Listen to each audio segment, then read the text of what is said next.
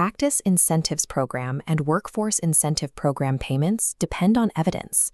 Teaching programs depend on records. In most practices, all of this documentation ends up shoved into a single digital folder named PIP stuff that exactly one person understands. When that person goes on leave or an assessor comes knocking with a question, you are suddenly stuck trying to reconstruct months of practice activity from scattered emails. PracticeCentred resolves this by keeping your PIP, WIP, and teaching evidence in one location, locking down due dates, file uploads, and verification steps into a single transparent hub. This module is built strictly for practice managers and owners. It is the core evidence engine behind your programs, not a general task list for staff. Securing these incentive payments goes beyond standard admin work. It is a strict compliance process that requires a dedicated, secure system. Here is the Incentives Hub. We are starting with a completely empty workspace. To begin, click the button labeled Add PIP, WIP, and Teaching Starters.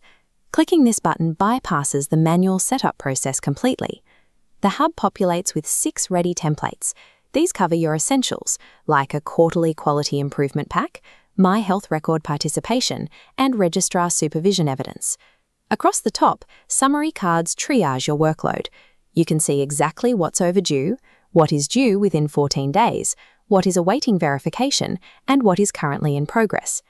Below that, the activities table organizes everything. Program pills allow you to filter the view, while each row clearly displays the specific program, the active period, and the hard due date. Let's open the Quarterly Quality Improvement Pack to generate a new activity for the current period. Every template carries its own embedded logic. This includes preset frequencies, completion windows, required file types, and reminder schedules. If you create new custom templates, they stay inactive until you deliberately turn them on. Relying on these pre-configured templates means you never start from a blank page, and no compliance requirement ever creeps up on you by surprise. Inside an active requirement, you see a clearly labeled period, like Q2 2026. Right below the due date is a 3-step progress checklist: add evidence, submit, and verify. You have 3 ways to provide this evidence. You can upload a new file, link to a document that already lives in your practice library, or type your audit notes directly into the panel. One crucial rule: never upload patient information or clinical records into this system. This is strictly for program evidence. Upload the supporting evidence file and click Submit for review. The moment you hit Submit, the interface instantly locks the evidence panel. This lock prevents any further alterations. There are no quiet edits or backdoor changes after the fact.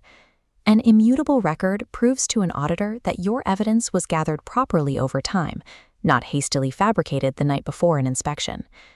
That brings us to the core security rule of the platform: a rigid separation of duties. As a submitter, you cannot verify your own work. A completely separate second manager must log into the system to review the locked submission. The reviewing manager has 2 options. They can mark the evidence as verified or request changes. Requesting changes reopens the activity, but it permanently logs a reason on the audit trail.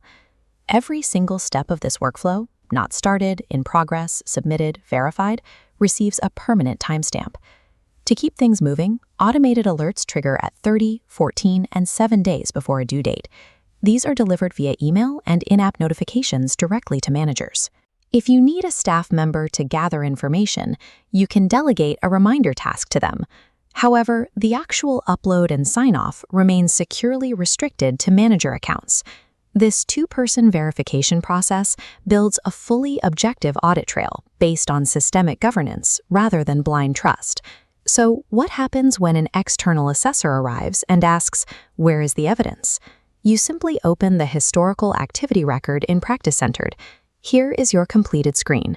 On a single page, the assessor sees the program, the exact period, the intact files, your audit notes, who submitted it, who verified it, and the precise timestamps of every single action. All the facts are on record. This is PIP evidence your auditor can actually find and trust. Start your 30-day free trial at practicecentre.com.au.